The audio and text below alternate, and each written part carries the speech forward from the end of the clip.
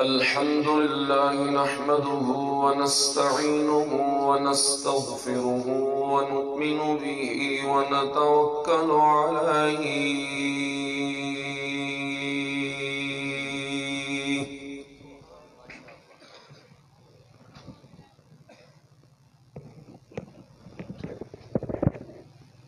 ونعوذ بالله من شرور أنفسنا ومن سيئات أعمالنا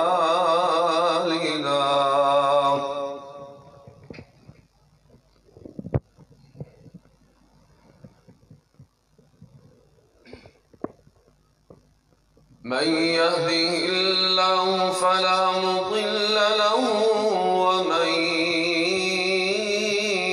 يضلل فلا هادي له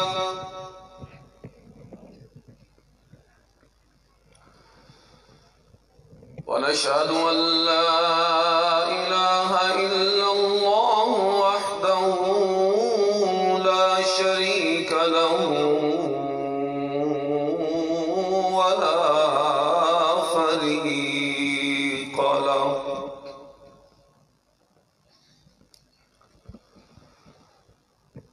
ونشهد أن سيدنا وسندنا ومولانا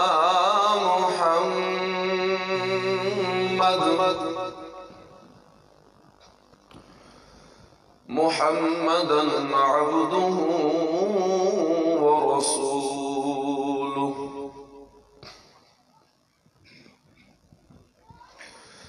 أما بعد فأعوذ بالله من الشيطان الرجيم بسم الله الرحمن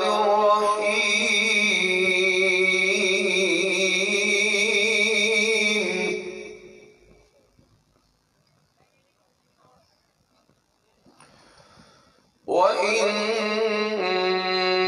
وإنك لعلى خلق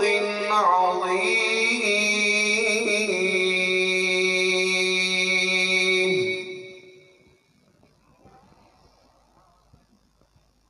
اللهم صل على محمد وعلى آل محمد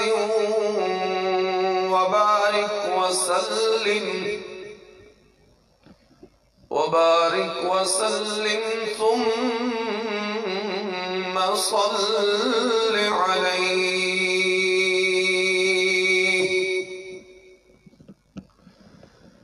سبحانك لا علم لنا إلا ما علمتنا إنك أنت العليم الحكيم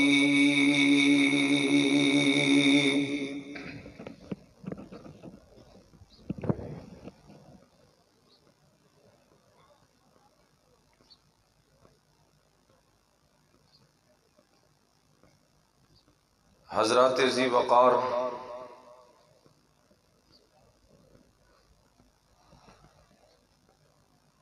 معزز و محترم علماء کرام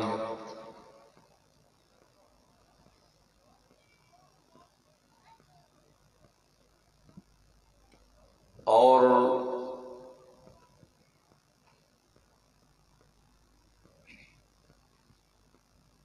بہت ہی پیارے اور عزیز حاضرین محفل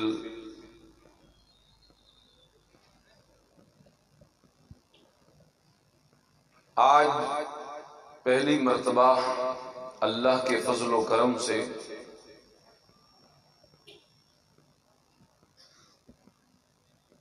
سیرت النبی صلی اللہ علیہ وسلم کانفرنس میں آپ کی زیارت کا شرف نصیب ہو رہا ہے۔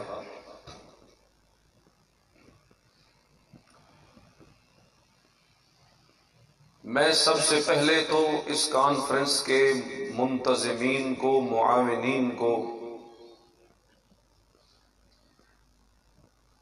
دل کی گہرائیوں سے خراج عقیدت پیش کرتا ہوں، اور ساتھ ساتھ دعا گو بھی ہوں کہ اللہ تبارک و تعالی ان حضرات کی یہ کاوشیں اور یہ محنتیں اپنے دربار میں قبول و منظور فرمائے،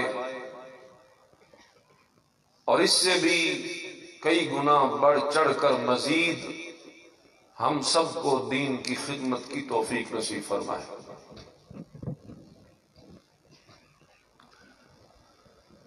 مجھے آج کی اس نشست میں اظہار خیال کے لیے جو عنوان دیا گیا تھا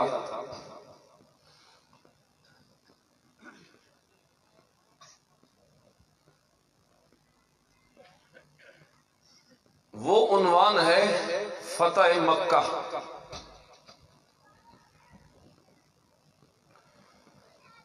لیکن یہاں آ کر ظاہر بات ہے علماء کا رش ہے، وقت مختصر ہوتا ہے، تو وقت کی اس قلت کے باعث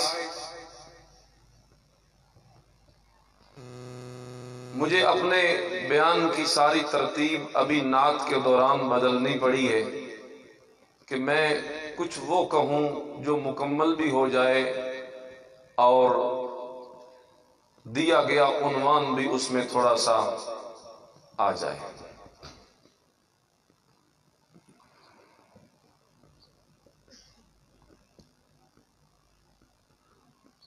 میرے دوستو،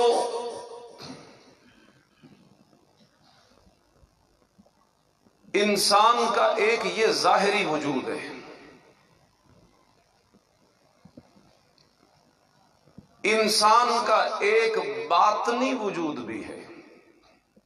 یہ نظر آتا ہے، وہ نظر نہیں آتا۔ آسان لفظوں میں جیسے آپ کہتے ہیں ایک جسم ہے اور ایک روح ہے۔ اس کے بقا و تحفظ کے لیے بھی ہمیں کئی اسباب اختیار کرنے پڑتے ہیں، اور اس باطن کے بقا اور تحفظ کے لیے بھی ہمیں کئی اسباب اختیار کرنے پڑتے ہیں۔ ظاہری بدن کی بقا اور تحفظ کے اسباب سے یہ دنیا بھری پڑی، یہ سارا کارخانہ قدرت، اس جہان میں موجود تمام نعمتیں، یہ سب اسی ظاہری وجود کی تعمیر و ترقی کے لیے اللہ نے پیدا فرمایا۔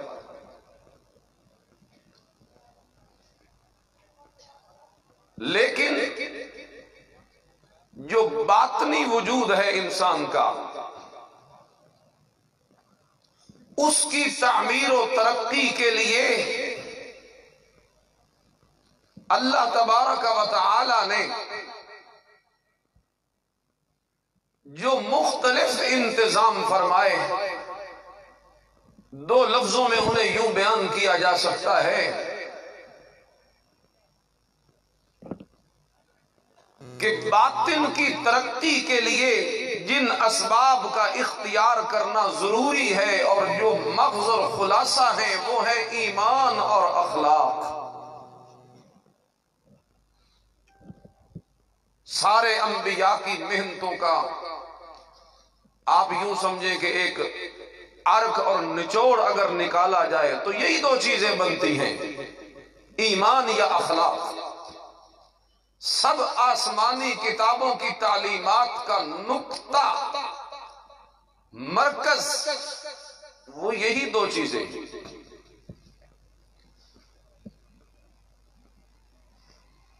لیکن میرے پاس جو وقت ہے وہ ان دو چیزوں کے لیے بھی ناکافی۔ میں بغیر کسی ادھر ادھر کی بات کیے اپنے وقت کو بچاتے ہوئے اپنی منزل کی طرف نکلنا چاہتا ہوں۔ آیت کریمہ جو میں نے پڑھی ہے، اعوذ باللہ من الشیطان الرجیم وَإِنَّكَ لَعَلَىٰ خُلُقٍ عَظِيمٍ، تھوڑی سی اسی پہ بات کرنا چاہتا ہوں تاکہ ہمیں ظاہر کی تعمیر و ترقی کے ساتھ ساتھ آج سیرت النبی کانفرنس میں اپنے باطن کو پالنے کا بھی طریقہ قرآن سے معلوم ہو جائے، تاکہ جب ہم یہاں سے اٹھیں تو صرف ظاہری ایک کان کا چسکا پورا کر کے نہ اٹھیں، بلکہ ہم اٹھیں تو قرآن و حدیث اور قرآن و سنت کی تعلیمات سے ہمارے باطن کی تعمیر و ترقی کا آغاز ہو چکا ہو۔ تو آپ بھی اسی نیت سے سنیں گے نا جی سارے حضرات؟ ہاتھ کھڑا کریں آخر تک۔ اعوذ باللہ من الشیطان الرجیم بسم اللہ الرحمن الرحیم وَإِنَّكَ لَعَلَىٰ خُلُقٍ عَظِيمٍ۔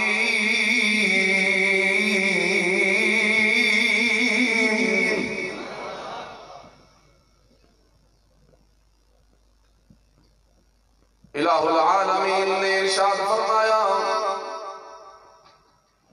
اے میرے حبیب، زور سے کہو اور زور سے کہو، گستاخی کرتے وقت تو نہیں ہچکچاتا، عاشق اپنے محبوب پہ درود پڑھتے ہوئے کیوں ہچکچاتا ہے؟ دل کھول کے زور سے کہو صلی اللہ علیہ وسلم۔ اے میرے محبوب، وَإِنَّكَ لَعَلَىٰ خُلُقٍ عَظِيمٍ۔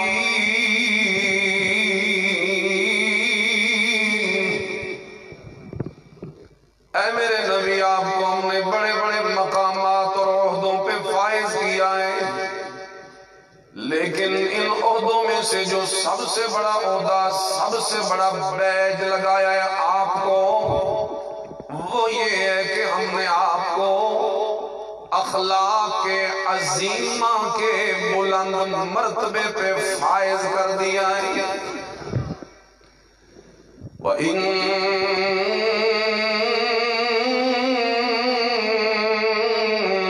لَعَلَىٰ خُلُقٍ عَظِيمٍ۔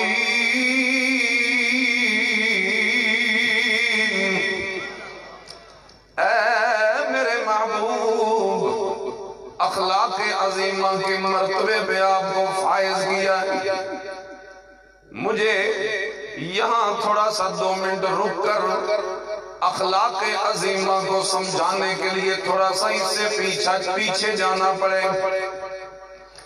کیونکہ یہ مرتبہ جو میرے محبوب کو اللہ کی طرف سے دیا جا رہا ہے، یہ مرتبہ تو انتہائی مرتبہ ہے۔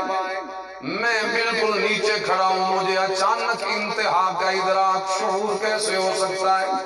اس انتہا کو سمجھنے کے لیے مجھے تھوڑی سی ابتدا بھی دیکھنی پڑے گی کہ اخلاق عظیمہ انتہا ہے تو اس کی ابتدا کیا ہے؟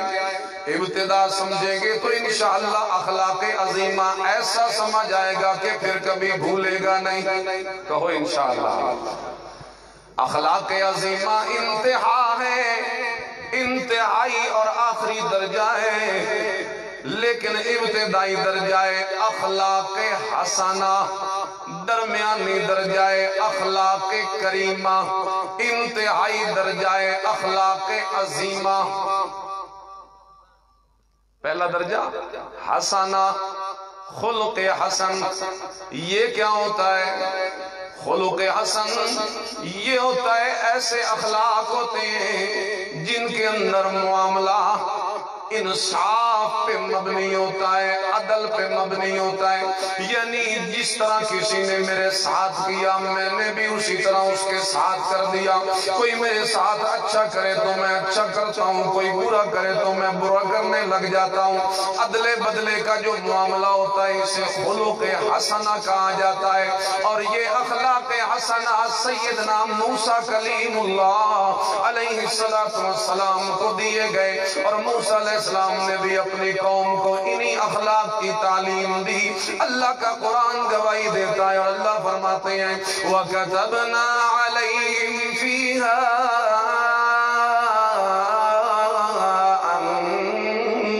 النفس بالنفس والعين بالعين والأنف بالأنف والأذن بالأذن والسن بالسن والجروح قصاص۔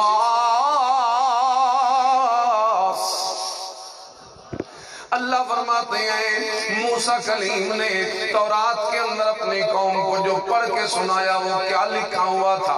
وہ یہی لکھا ہوا تھا۔ موسیٰ کلیم کہتے ہیں کہ اے میری قوم، اللہ نے تورات کے اندر تمہارے اوپر یہی فرض کیا ہے کہ عدلہ بدلہ ہونا چاہیے، عدل ہونا چاہیے، انصاف ہونا چاہیے۔ بس جو کس کے ساتھ جیسا معاملہ کرے بدلے میں اس کے ساتھ وہی معاملہ، جان کے بدلے جان، کان کے بدلے کان، آنکھ کے بدلے آنکھ، دانت کے بدلے دانت، بس جس طرح کوئی معاملہ کرے عدل بدلے کا، عدل کا، انصاف پہ مبنی جو معاملہ ہوتا ہے اسے کہا جاتا ہے اخلاق حسنہ۔ بولو ابتدائی سٹیج کیا ہے اخلاق کا؟ اخلاق، بولو یاد کرو گے، چند منٹیں گزر جائیں گے، کچھ آپ کو یاد رہے، میرا مقصد یہ ہے۔ پہلی سیڑھی اخلاق کی، اخلاق حسنہ، اس میں کیا ہوتا ہے؟ کہو عدل۔ کیا ہوتا ہے؟ عدل۔ اب دوسرا سٹیج اس سے بھی اوپر کا وہ کیا ہے؟ دوسرا جو اخلاق کا درجہ ہے وہ ہے اخلاق کریمہ، اور اخلاق کریمہ میں ایک درجہ ترقی ہو جاتی ہے، وہاں معافی بھی، وہاں انصاف بھی ہوتا ہے، لیکن ساتھ ساتھ معافی کو بھی شامل کر دیا جاتا ہے۔ یعنی وہاں تو یہ تھا کہ جیسا کسی نے کیا ویسا اس کے ساتھ ضرور کرنا ہے، لیکن دوسرے سٹیج پہ آکے ایک درجہ اور زیادہ اخلاق کا شامل ہو گیا، معافی بھی اس کے اندر شامل ہو گئی، اور یہ تعلیم عیسیٰ علیہ السلام نے اپنی امت کو دی۔ اللہ کا قرآن بھی اس کی گواہی دیتا وَجَزَاءُ سَيِّئَةٍ سَيِّئَةٌ بِمِثْلِهَا فَمَنْ عَفَا وَأَصْلَحَ فَأَجْرُهُ عَلَى اللَّهِ۔ بدلہ دیا جا سکتا ہے، بدلہ لیا جا سکتا ہے برابری سرابری میں، لیکن جو بندہ اس سے آگے بڑھ جائے اور معاف کرنے والا ہو جائے تو اس کا اجر اللہ کے ذمے آ گیا۔ یہ دوسرا درجہ ہے جو سیدنا عیسیٰ علیہ السلام کو نصیب ہوا، اور انہوں نے اپنی قوم کو سمجھایا۔ اب سنیے، اب بڑا آپ کو اچھے طریقے سے سمجھ آئے گا۔ اخلاق حسنہ جو موسیٰ پیغمبر کی امت کو ملے اس میں صرف ایک صفت تھی عدل والی۔ اخلاق کریمہ جو عیسیٰ پیغمبر کی امت کو ملے اس میں دو صفتیں تھیں، عدل بھی تھا، معافی بھی تھی، اور جو تیسرا اخلاق کا انتہائی اور اعلیٰ درجہ ہے وہ اللہ نے میرے محمد الرسول اللہ سب کہیے صلی اللہ علیہ وسلم کو نصیب فرمایا۔ اللہ کا قرآن کہتا ہے اور میرے پیغمبر ادفع باللتی احسن فاذا الذي بينك وبينه عداوة كأنه ولي حميم۔ اے میرے پیغمبر، آپ کو جس اخلاق پہ فائز کیا ہے وہ خلق عظیم ہے، وَإِنَّكَ لَعَلَىٰ خُلُقٍ عَظِيمٍ۔ اور اخلاق عظیمہ وہ ہوتے ہیں جس کے اندر تین صفتیں ہوتی ہیں۔ ایک تو اس کے اندر عدل بھی ہوتا ہے، ظلم نہیں ہوتا، نمبر دو اس کے اندر معافی بھی آ جاتی ہے، اور نمبر تین اس میں احسان بھی آ جاتا ہے۔ اخلاق عظیمہ میں کتنی چیزیں؟ آخر تک کتنی چیزیں؟ تین: عدل، عفو، اور احسان اللہ۔ بس اب میں جو کہنا چاہتا تھا وہ میں نے سڑک تعمیر کر لی اللہ کی توفیق سے الحمدللہ۔ اب اسی پہ چلتے رہیں گے جتنا وقت بچا ہے، توجہ میری طرف رہے۔ یہ جو اخلاق عظیمہ میرے پیغمبر کو ملے جو 3 صفتوں پہ مشتمل ہے، اس کے اندر احسان بھی آ گیا، معافی بھی آ گئی اور عدل بھی آ گیا، اور اللہ فرماتے ہیں وَإِنَّكَ لَعَلَىٰ خُلُقٍ عَظِيمٍ۔ یہی اخلاق عظیم ہو جاتے ہیں جب 3 صفتیں اس کے اندر پیدا ہو جاتی ہیں۔ یہی اخلاق عظیمہ ہے جن اخلاق عظیمہ کے بلبوتے پہ میرے محمد نے 23 سال کے مختصر سے عرصے کے اندر اسی مکہ کو فتح کر لیا جس مکہ سے کل مظلوم بنا کے میرے محمد کو نکالا جا رہا تھا۔ ذرا منظر تو دیکھیے، اللہ کے پیغمبر نکل رہے ہیں مکے سے اور میرے محبوب کی آنکھوں سے آنسوں کی لڑیاں جاری ہیں، اور میرے محبوب مڑ مڑ کے کعبۃ اللہ کی طرف دیکھتے ہیں۔ اے کعبہ، تو اللہ کی رحمتوں کا مرکز ہے، تجلیوں کا مرکز ہے، برکتوں کا مرکز ہے، اور میرا دل ہے تیرے ساتھ لگا ہوا۔ تجھے میرے بابا ابراہیم و اسماعیل نے اپنے ہاتھوں سے بنایا تھا اور اللہ سے اس کی قبولیت کی دعا مانگی تھی، لیکن آج میں کیا کروں، ظالم لوگ مجھے یہاں رہنے نہیں دیتے۔ اس موقع پہ اللہ اوپر سے تھپکی دیتا ہے میرے محمد کو، تسلی دیتا ہے میرے پیغمبر کو، اور اللہ کہتے ہیں ان الذی فرض علیک نزل ان الذی فرض علیک القرآن لرادک الی معاد۔ اور میرے پیغمبر پریشان ہونے کی ضرورت کوئی نہیں، اگر انہوں نے تجھے نکال دیا ہے تو جس ذات نے تجھے قرآن دیا ہے وہ ضرور تجھے یہاں واپس بھی لے کے آئے گا۔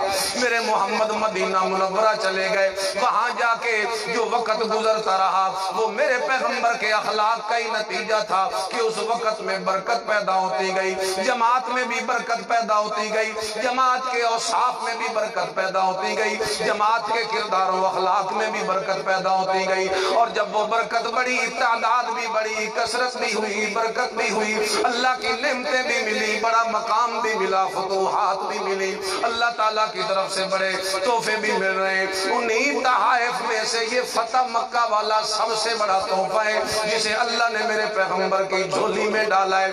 ذرا دیکھ، منظر تو دیکھ۔ سمجھ آ رہی نہیں؟ سمجھ آ رہی ہے میرے بھائی؟ ہاتھ کھڑا کریں جن کو سمجھ نہیں آ رہی۔ آ رہی ہے دا مطلب، اس کا مطلب یہی ہوتا ہے جب بندہ جوش میں بیٹھا ہوتا ہے نا، جذبے میں، اور اچانک کوئی ایسے پہ تو خیال نہیں رہتا۔ یہ میرے ذہن کے مطابق یہ نشانی ہوتی ہے کہ مجمع ذرا توجہ سے بیٹھے۔ خیر، فتح مکہ کا آغاز بلا کیسے ہو رہا ہے؟ فتح مکہ کا آغاز دیکھیے ذرا، ایک معاہدہ ہوا تھا جناب نبی کریم صلی اللہ علیہ وسلم کا ان مشرکین مکہ کے ساتھ جسے کہتے ہیں صلح حدیبیہ، حدیبیہ کی صلح۔ یہ صلح توڑی خود انہوں نے، اس معاہدے کا خلاف کیا مکہ والوں نے۔ جنگ بندی تھی نا، بس انہوں نے جان بوجھ کے جنگ چھیڑ دی۔ اب انہوں نے معاہدہ توڑ دیا۔ اللہ کے نبی جی صلی اللہ علیہ وسلم نے ایک دفعہ ان سے تسلی کروا لی کہ اس معاہدے کو باقی رکھنا چاہتے ہو یا فسخ کرنا چاہتے ہو؟ کہتے جی توڑ دیا ہم نے، جذبات میں آگے نا، کہتے توڑ دیا، کوئی نہیں، معاہدہ ختم۔ ابھی ختم ہی کیا ہے کہ اسی وقت پسینے چھوٹ گئے۔ ان کو احساس ہوا یہ ہم کیا کر بیٹھے، ہم نے تو معاہدہ توڑ دیا، جنگ بندی کا امن تھا، اور اب تو پھر جنگ چھڑ جائے گی۔ اللہ اللہ، اور حالت وہ پیچھے دیکھ چکے تھے بدر میں، سبحان اللہ۔ اب اس وقت جنگ بندی توڑ دی گئی، معاہدہ ختم کر دیا گیا۔ فوراً انہیں احساس ہوا، ابو سفیان کو پیچھے دوڑایا، جا ابو سفیان اور وہاں جا کے معاہدہ دوبارہ کر، تجدید معاہدہ۔ ابو سفیان آئے، آتے ہی سب سے پہلے داخل ہوئے اپنی بیٹی ام حبیبہ کے گھر۔ یہ کون ہے ام حبیبہ؟ بھلا کس کس کو پتا ہے؟ مجھے صرف ہاتھ کھڑا کر کے بتاؤ۔ ماشاءاللہ ماشاءاللہ، یہ کون ہے؟ میرے نبی کی بیوی ام حبیبہ۔ اللہ اللہ، ابو سفیان کی بیٹی ہے، باپ اپنی بیٹی کے گھر آیا ہے، میں بعد میں دربار رسالت میں بعد میں جاؤں گا، پہلے مجھے ذرا بیٹی کے گھر میں حاضری دینی چاہیے۔ اندر داخل ہوا ہے اور بیٹی نے ام حبیبہ نے بستر میرے محبوب کا لپیٹ دیا۔ باپ کو بڑی حیرانگی ہوئی، باپ آئے تو بستر بچھائے جاتے ہیں، میری بیٹی نے تو میرے آنے پہ بستر لپیٹ دیا ہے، کیا وجہ ہے؟ جی وجہ یہی ہے، ھذا فراش رسول اللہ صلی اللہ علیہ وسلم وانت رجل مشرک نجس۔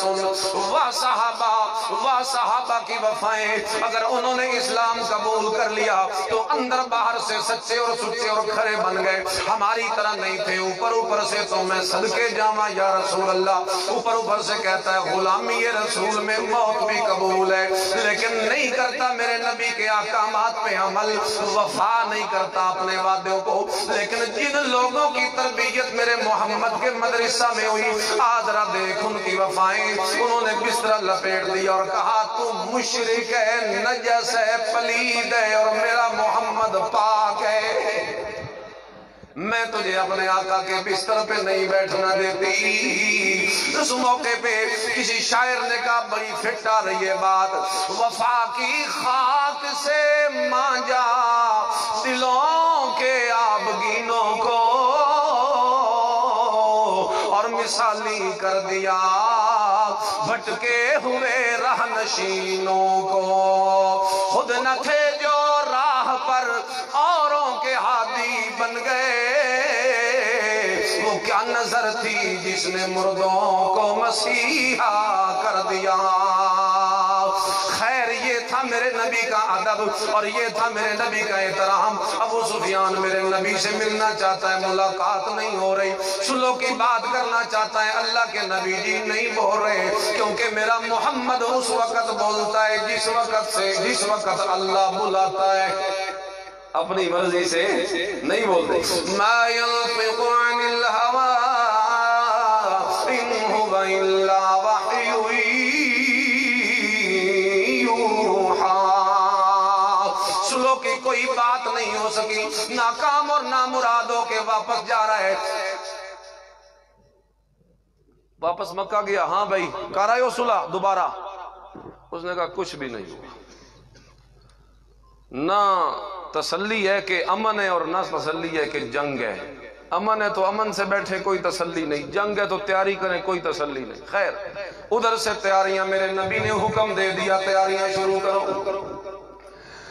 تیاریاں رازداری کے ساتھ ہو رہی ہیں۔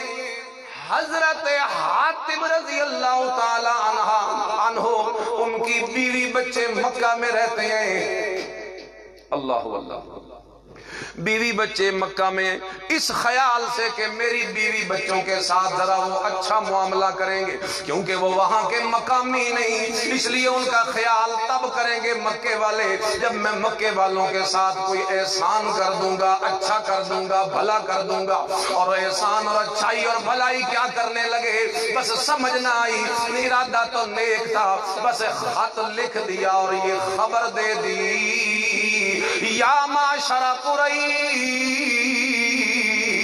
اور قریشیوں مکے والو، ان رسول اللہ صلی اللہ علیہ وسلم قد جاءکم بجیش، وہ محمد پاک تو تمہارے پاس ایک لشکر لے کے لڑائی اور چڑھائی کرنے کے لیے آ رہے ہیں۔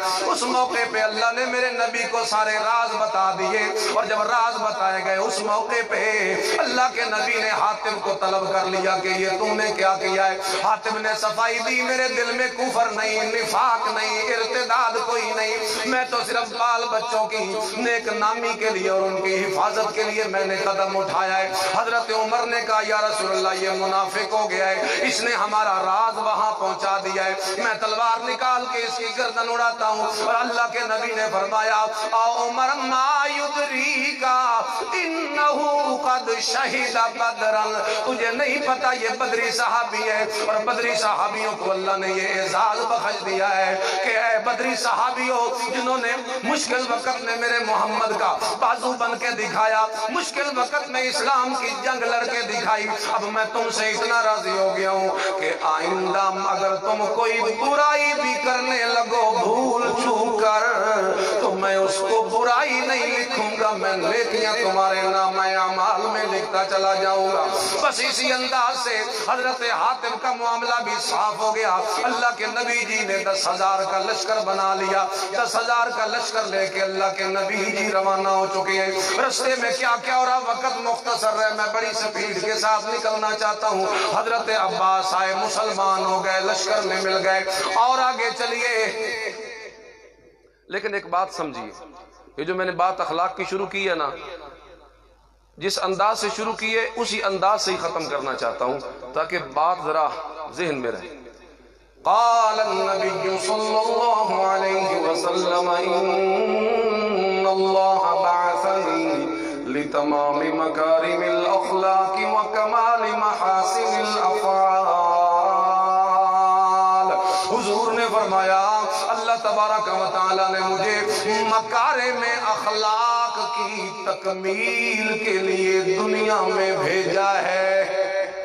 کس کی تکمیل کے لیے؟ مکارم اخلاق۔ علماء نے لکھا مکارم اخلاق 3 چیزیں ہوتی ہیں۔ مکارم اخلاق جس کو مکمل کرنے کے لیے میرے نبی آئے۔ آپ کو کیا پتا مکارم اخلاق کیا ہے؟ ذرا توجہ کرو، 3 چیزیں اس میں ہوتی ہیں۔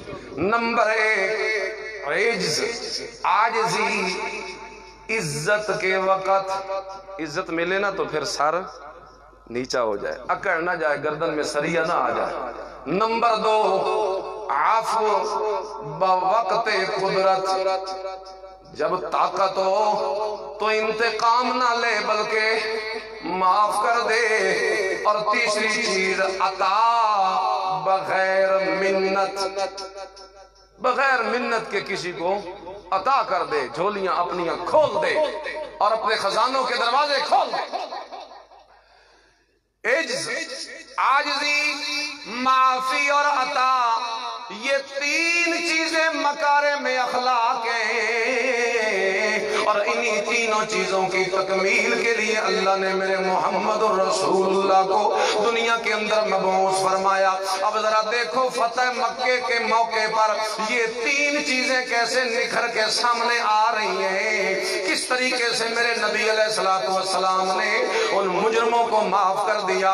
اسی سفر کے دوران مکہ سے 2 بندے آ رہے ہیں، ایک کا نام ہے سفیان بن حارث، دوسرے کا نام ہے عبداللہ بن امیہ۔ ایک میرے نبی کا چچا زاد ہے، دوسرا میرے نبی کا پھوپھی زاد ہے، لیکن مکے میں انہوں نے میرے نبی کو بہت زیادہ تنگ کیا تھا۔ ایک تو ان میں سے کہتا تھا اور محمد اگر تو میری نظروں کے سامنے آسمان پہ چڑھ جائے، وہاں جا کے آسمان پھٹ جائے، آسمان سے فرشتے اترے، تیرے ہاتھ میں کتاب پکڑا دے، تو نیچے آ کے کہے یہ دیکھو میں اللہ کی کتاب لے کے آیا ہوں، میں پھر بھی تجھے ماننے کے لیے تیار نہیں۔ اتنا بڑا دشمن تھا یہ ابو سفیان بن حارث۔ یہ وہ مشہور ابو سفیان نہیں جو حضرت معاویہ کے والد ہیں، یہ اور ابو سفیان بن، وہ ابو سفیان بن حرب ہے، وہ یہ ابو سفیان بن حارث چچا زاد بھائی میرے نبی آج آیا ہے، معافی مانگنا چاہتا ہے، اسلام قبول کرنا چاہتا ہے۔ اللہ کے نبی جی کا دل نہیں کر رہا اس کو معاف کرنے کا۔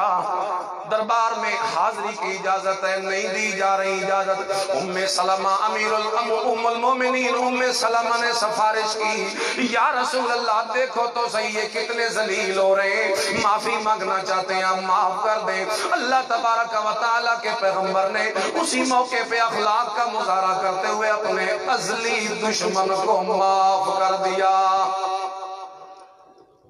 لشکر ہے پیچھے 10,000 کا، آگے 2 بندے ہیں، آج دشمن آیا ہتھے، آج وقت ہے اس کو رگڑ دیا جائے، بدلہ لیا جائے، لیکن میرے پیغمبر تو مکارم اخلاق کی تکمیل کے لیے آئے۔ مکارم اخلاق کا پہلا جز ہے جس وقت قدرت اور طاقت ہو اس وقت معاف کر دینا چاہیے۔ اور آگے چل کے دیکھیے فتح مکہ کے موقع پر، اور جس وقت میرے محمد نکلے خانہ کعبہ کے اندر، وہ نماز پڑھ کے تکبیر و تحلیل کر کے بتوں کو گرا کر تصویروں کو مٹا کر دروازہ خانہ کعبہ کا کھول کے خانہ کعبہ کے دروازوں کے دونوں طرف اپنے ہاتھ مبارک رکھ کے پورے مطاف بھرے ہوئے مطاف سے خطاب کر رہے ہیں۔ اس موقع پہ خطاب کرنے کے بعد میرے نبی نے قریش مکہ سے ایک سوال کیا، اتدرون، اور تمہارا کیا خیال ہے، کیا تم جانتے ہو میں تمہارے ساتھ کیا کرنے والا ہوں؟ گمان تمہارا کیا ہے؟ میرے متعلق تمہارا کیا گمان ہے کہ آج محمد تمہارے ساتھ کیا کرے گا؟ ایک طرف سے آواز آئی، اخن کریم وابن اخن کریم، ہمیں بڑی امید ہے آج ہمارے ساتھ بڑا اچھا ہو جائے گا، کیونکہ ہم جس کے ہاتھ میں ہیں وہ بڑا کریم ہے اور بڑے کریم کا بیٹا ہے۔ دوسری طرف سے آواز آئی، وہ کہنے لگے یا رسول اللہ ہمارے ساتھ افعل بنا ما انت اہلہ ولا نفعل بنا ما نحن اہلہ، آج ہمارے ساتھ وہ نہ کیجئے جس کے ہم اہل ہیں، بلکہ وہ رویہ اختیار کیجئے جس کے آپ اہل ہیں۔ میرے نبی کے اخلاق امید تھی ان کو۔ تیسرے نے کہا تاللہ لقد آثرک اللہ علینا وإن كنا لخاطئین۔ اور یوسف علیہ السلام کے بھائیوں نے جو یوسف کو کہا تھا جب کھڑے تھے سامنے شرمندہ ہو کر کے، آج ہماری خیر نہیں، یوسف تو ہم سے ایک ایک ہمارے کرتوت کا بدلہ چکائے گا۔ اس موقع پہ یوسف پیغمبر نے جو کہا تھا، میرے پیغمبر نے بھی کہا انی اقول کما قال اخی یوسف لاخیہ، میں آج وہی کہوں گا جو یوسف علیہ السلام نے اپنے بھائیوں سے کہا تھا۔ اس وقت سامنے بڑے بڑے دشمن کھڑے ہیں، مکے میں میرے نبی کے گلے میں رسیاں ڈال کے گھسیٹنے والے، مکے میں میرے پیغمبر کے صحابہ پہ ظلم کرنے والے، گالیاں نکالنے والے، تانے دینے والے، شاعر کہنے والے، شاعر کہنے والے، مجنون کہنے والے، دیوانہ کہنے والے، مکے سے نکالنے والے ہاتھ باندھ کے کھڑے ہیں۔ اور میرے پیغمبر نے کہا اذهبوا فأنتم الطلقاء،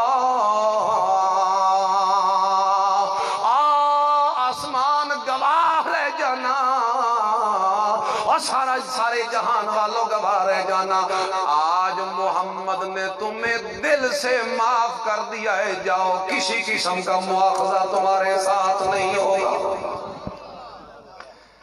مکارم اخلاق کا پہلا جز کیا ہے؟ عفو، معاف کر دینا۔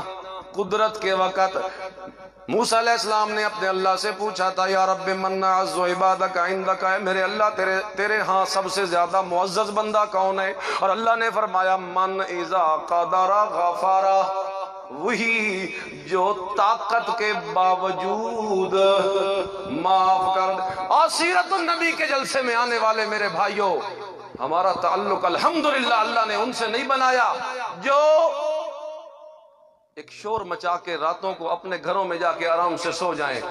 آپ کی خوش قسمتی ہے، خدا کی قسم آسمان کے فرشتے بھی آپ پہ ناز کرتے ہوں گے اور اللہ کو کہتے ہوں گے اس وقت اے رب یہ بھی تو ہیں جو تیرے محبوب کا فرمان سن رہے، اخلاق سن رہے، قرآن سن رہے، سنت سن رہے، سیرت سن رہے۔ دوسری طرف ڈھول ہے، دھمکے ہیں، ناچ ہے، گانا ہے، دوسری طرف آوارگی ہے، مخلوط اجتماعات ہیں، دوسری طرف کوئی عملی پیغام نہیں ہے۔ آج یہاں عملی پیغام دیا جا رہا ہے، نیت کرو کہ اپنے نبی کے اس اخلاق کو اپنائیں گے، جب کہیں قدرت ملے مجرم سامنے کھڑا ہو اپنے نبی کی سنت پہ عمل کرتے ہوئے مجرم کو معاف کرے۔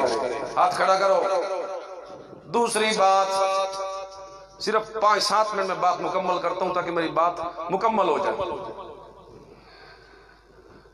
दूसरी बात मकारिम अखलाक एजिज बवक्त इज्जत, जब बंदे को इज्जत मिले तो सर झुक जाए, ये मेरे नबी के अखलाक। रिवायात में आता है जिस वक्त मेरे नबी मक्का में दाखिल हुए, किसी फतह मक्का के मौके पर दाखिल हुए जब मक्का में, मेरे हबीब का सर मुबारक आजिज़ी की वजह से इतना झुका हुआ था कि मेरे पैगंबर की दाढ़ी मुबारक सवारी के पालान के साथ लग रही थी, कजावे नाल पालान के साथ नीचे होके इतना सर। ये क्यों झुकाया मोहम्मद ने सर? और आज तो सर उठाने का मौका है, हाय हाय, आज तो इंतकाम लेने का मौका है। सुनी दम के मर्दाने राह खुदा, दिले दुश्मना हम न कर दंद तंग,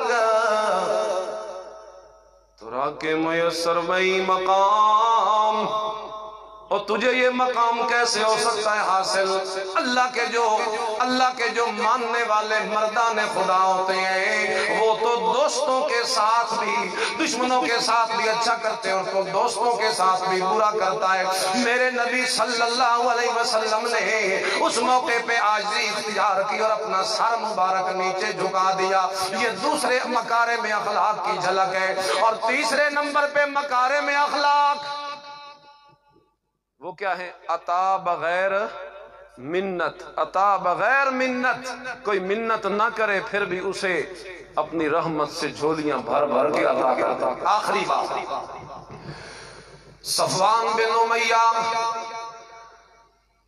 इन्हीं रुअसाए कुरैश में से, आज मेरे नबी ने मक्का फतह किया है, ये सारे बड़े जलील हुए।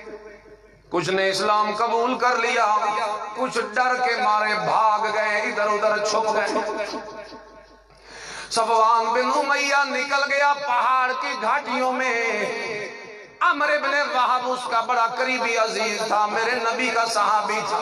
कहने लगा या रसूल अल्लाह, वो हमारा सरदार है कबीले का, सफवान बिन उमैया, मैं उसे लेके आता हूँ, जरा थोड़ी सी मेहरबानी करना उसके साथ, मैं उसके इस्लाम की कोशिश करना चाहता हूँ। फरमाया ले आओ, लेकिन जाते जाते यही चादर जो मैंने अपने सर पे बांधी हुई है, कमली अपनी, ये बतौर निशानी के मेरे दुश्मन को जाके दिखा देना।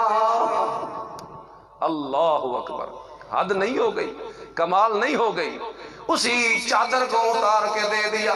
वो ले गया सफवान इब्ने उमैया के पास और फरमाया जाके उसे कह देना, अगर वो आ जाए, मान जाए, हम बड़े खुले दिल से उसका इस्लाम कबूल कर लेंगे, लेकिन अगर वो ना माने तो उसे कह देना कोई नहीं, तुझे मारता, 2 महीने की तुझे मोहलत है, बेशक सोच ले, 2 महीने के अंदर अंदर भी अगर तुम आ जाए तो तुझे माफ कर दिया जाएगा और तुझे इस्लाम के, तेरे इस्लाम को कबूल कर लिया जाएगा। बस उसे लेके उमैया अमर इब्ने वाब को लेके, अमर इब्ने वाब सफवान को लेके आ गया मेरे नबी के सामने।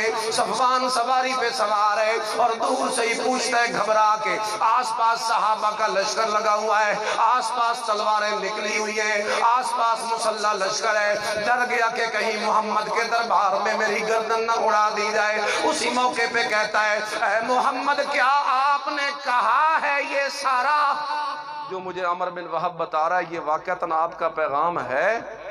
फरमाया नीचे तो आ, कहना ला हत्ता तुबय्यिन ली, उतने तक मैं सवारी से नीचे ना आऊंगा जितने तक मुझे वजाहत ना मिल जाए। फरमाया हाँ मैंने कहा है, आ जा, इस्लाम कबूल करना है तो तेरे लिए माफी है, अगर अब समझ नहीं आ रही 2 महीने की मोहलत जो मैंने दिलवा भिजवाई है। कहने लगा ये दिलवाई है आपने 2 महीने की मोहलत? मेरे नबी ने कहा 2 क्या होता है, 4 महीने की मोहलत ले जा।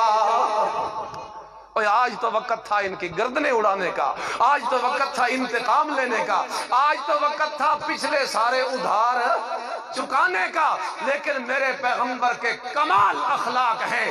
سبحان اللہ، اللہ نے میرے نبی کو اخلاق عظیمہ دیے، ان اخلاق عظیمہ میں عدل بھی ہے، ان اخلاق عظیمہ میں معافی بھی ہے، احسان بھی ہے۔ اور ایک دوسرے انداز سے عرض کروں کہ مکارم اخلاق تین چیزوں کا نام ہے: معافی، عاجزی اور عطا۔ میرے نبی نے فتح مکہ کے موقع پہ معافی کی بھی تاریخ رقم کر دی، میرے نبی نے فتح مکہ کے موقع پہ عطا کی بھی تاریخ رقم کر دی، اور میرے نبی نے اس موقع پہ عاجزی کی بھی تاریخ رقم کر دی۔ آج اس سیرت النبی میں میرا یہی پیغام ہے اس کانفرنس میں ان بھائیوں کے لیے جہاں تک آواز پہنچے: تم کیا کر رہے ہو؟ تم کہاں مصروف ہو؟ یہ کیا تماشا ہے؟ دھن دھنا دھن تاک کی آواز ہے ہر گام پر، یہ تماشا عید میلاد النبی کے نام پر۔ شہر کے اوباش لڑکے تھمڑیاں گاتے ہوئے، غیرت اسلاف حیران جلوہ اصنام پر، نعت گوئی جانکنی کے موڑ پہ نالا بلب عشق پیغمبر پریشاں اس مذاق خام پر، ملت بیضا کے بیٹے یاوہ گوئی میں دلیر ہے اس آغاز پر، افسوس اس انجام کا۔ اور مفتیان دین قیم روٹیوں کی فکر میں، جنہوں نے امت کو سمجھانا تھا، مفتیان دین قیم روٹیوں کے فکر میں حملہ آور ہیں رسول اللہ کے پیغام پر۔ اور اس بیاباں میں نہیں ایک شخص بھی رجل الرشید جو مسلمانوں کو ٹوکے اس نئے اسلام پر۔ کوئی ایک تو رجل الرشید اٹھتا جو رخ موڑ دیتا جشن سے مشن کی طرف، جو رخ موڑ دیتا میلاد النبی سے سیرت النبی کی طرف۔ آج میرا یہی پیغام ہے، عملی زندگی تیری بدلے گی، سیرت النبی سے بدلے گی۔ ڈھول سے نہیں بدلتی، دھمکے سے نہیں بدلتی، ناچ سے نہیں بدلتی، گانے سے نہیں بدلتی، مخلوط اجتماعات سے نہیں بدل سکتی۔ تیری عملی زندگی بدلے گی تو میرے نبی کی سیرت سے بدلے گی۔ اللہ سے دعا ہے اللہ تبارک و تعالی جو کچھ کہا سنا اللہ ہمیں اس پہ عمل نصیب فرمائے، اور اپنے حضور کے مکارم اخلاق کی ایک جھلک اپنے وجود پہ نافذ کرنے کے لیے اللہ ہم سب کو توفیق عطا فرمائے۔ وآخر دعوانا الحمدللہ رب العالمین۔